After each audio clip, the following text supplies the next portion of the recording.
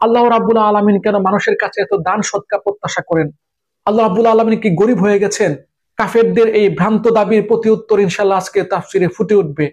ধৈর্য ধরে সম্পূর্ণ ভিডিওটি দেখুন। আপনি যদি চান কোরআনের আলো, কোরআনের সৌন্দর্য সবার কাছে ছড়িয়ে যাক, তবে ভিডিওতে লাইক দিবেন, কমেন্ট করবেন এবং চ্যানেলটি সাবস্ক্রাইব করে পাশে থাকবেন। স্বাগতম মহাগ্রন্থ আল কোরআনের ধারাবাহিক তাফসিরে। আজকে ইনশাআল্লাহ আমরা পবিত্র কোরআনের সূরা আল ইমরানের 181 থেকে 184 নম্বর আয়াত পর্যন্ত আলোচনা করব।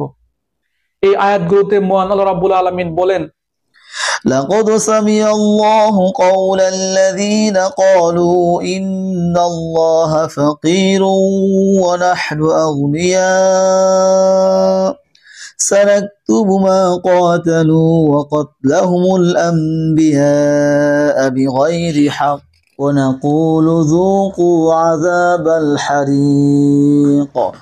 আল্লাহ তাআলা সেই ইহুদি লোকদের কথা ভালো করে শুনেছেন যখন তারা বিদ্রূপ করে বলেছিল, হ্যাঁ আল্লাহ তাআলা অবশ্যই গরিব আর আমরা হচ্ছি ধনী। তারা যা কিছু বলে আমি তা তাদের হিসেবের খাতায় লিখে রাখবো। আমি আরো লিখে রাখবো অন্যায়ভাবে তাদের নবীদের হত্যা করার বিষয়টিও। সেদিন আমি তাদের বলবো, এবার সেই জাহান্নামের স্বাদ উপভোগ করো। ذلك بما قدمت أيديكم وأن الله ليس بظلام للعبيد। এই আযাব হচ্ছে তোমাদের নিজেদের হাতের কামাই, যা তোমরা আগে এখানে পাঠিয়েছো। আল্লাহ তাআলা কখনো তার নিজ বান্দাদের প্রতি অবিচারক নন। الذين قالوا إن الله عهد إلينا ألا نؤمن لرسول حتى يأتينا بقربان تأكله النار قل قد جاءكم رسل من قبلي بالبينات وبالذي قلتم فلم قتلتموهم إن كنتم صادقين। যারা বলে স্বয়ং আল্লাহ তাআলাই তো আমাদের আদেশ দিয়েছেন যেন আমরা কোন রাসূলের উপর ঈমান না নিই যতক্ষণ না সে আমাদের কাছে এমন একটা কুরবানি এনে হাজির করবে যাকে গায়েব থেকে এসে আগুন খেয়ে ফেলবে। হে মুহাম্মদ, তুমি তাদের বলো, হ্যাঁ আমার আগেও তোমাদের কাছে বহু নবী রাসূল এসেছেন, তারা সবাই উজ্জ্বল নিদর্শন নিয়ে এসেছিলেন। তোমরা আজ যে কথা বলছো তার সহিত তারা এসেছিল, তা সত্ত্বেও তোমরা তাদের হত্যা করলে কেন?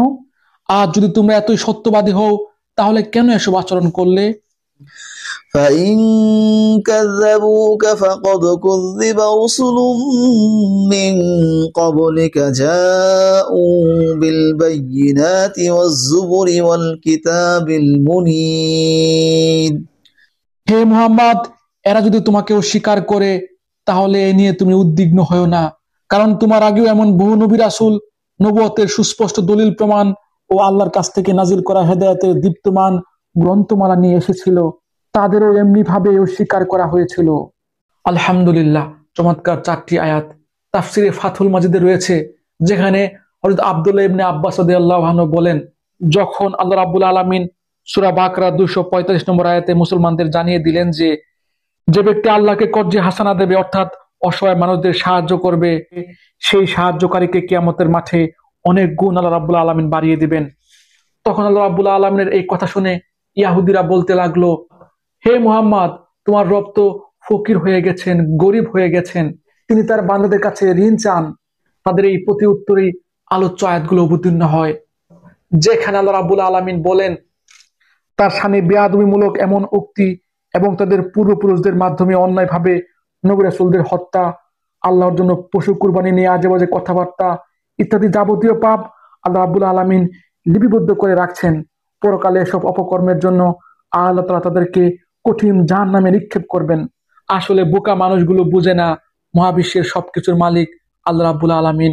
আমরা আল্লাহর দেয়া জমিন, আল্লাহর দেয়া রিজিক, তেল, পানি, বৃষ্টি, খনিজ সম্পদ ব্যবহার করে, আল্লাহর দেয়া ব্রেইন ব্যবহার করে, আল্লাহ সৃষ্টি এই প্রকৃতিকে ব্যবহার করে টাকা পয়সা উপার্জন করছি। এই টাকা পয়সার মূল মালিক আল্লাহ রাব্বুল আলামিন। আমরা জাস্ট ভাড়াটিয়া। এই ভাড়াটিয়ারা পৃথিবী ব্যবহারের ভাড়া স্বরূপ তাদের উপার্জিত সম্পদের একটা অংশ গরিব অসহায় মানুষদের কল্যাণে ব্যয় করবে। এই ব্যয়ে আল্লাহর কোনো লাভ নাই, আল্লাহর কোনো উপকার নাই, বরং এই ব্যয়ের লাভ সমাজের মানুষেরই। দান সৎকার সমাজের মধ্যে পারস্পরিক ভ্রাতৃত্ব, পারস্পরিক স্নেহ মমতা ও সামাজিক নিরাপত্তা বৃদ্ধি পায়। আজ আপনি ধনী, কাল আপনি গরিব হয়ে যেতে পারেন। আজ আপনার সুদিন, কাল দুর্দিন চলে আসতে পারে। তাই আমরা যদি পারস্পরিক সহযোগিতা প্রসারিত করি, তবে কোনো মানুষ তার অর্থনৈতিক সংকটে বিপদগ্রস্ত হয়ে পড়বে না। আল্লাহ রাব্বুল আলামিন আমাদেরকে হেদায়েত দান করুন। আল্লাহ রাব্বুল আলামিনের প্রতি এই সমস্ত আজে বাজে ধারণা পরিহার করে আল্লাহর গোলামি গ্রহণ করে আল্লাহর সম্পদ, আল্লাহর পথে আল্লাহর পথে সম্পদ দান করার তৌফিক দান করুন। এই প্রত্যাশা এখানে শেষ করছি। ধন্যবাদ।